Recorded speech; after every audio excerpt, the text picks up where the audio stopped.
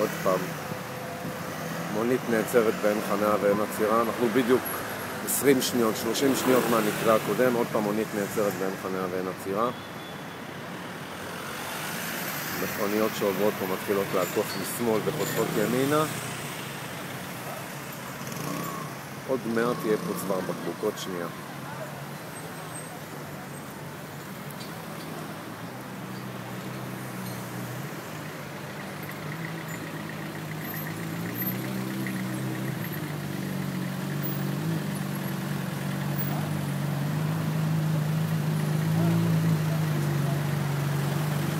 בצוואר בקבוק כרגע, אין שום דרך לעקוף את המקום הזה.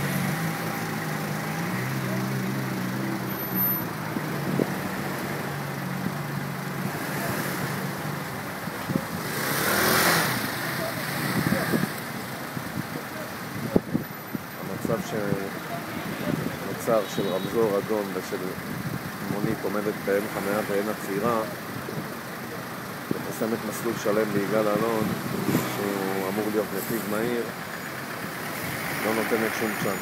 הנה עכשיו ברמזור ירוק, המכוניות נוסעות, צוואר בקבוק.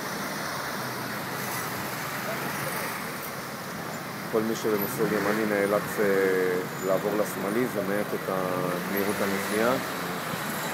המונית ממשיכה לעמוד.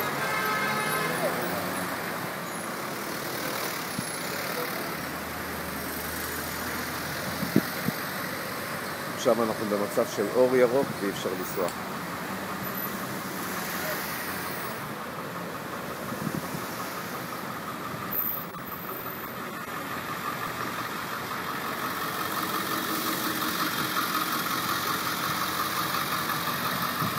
ארבע וינקרים. המונית מחכה לנוסעים. צד ימין שלנו בניין אלקטרה.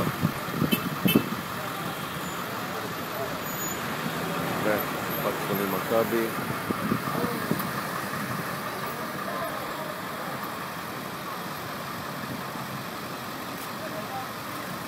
אני בכוונה עוד פעם עומד פה, הרמזור נהפך כרגע לירוק. המונית ממשיכה לעמוד. מסלול ימני עובר שמאלה.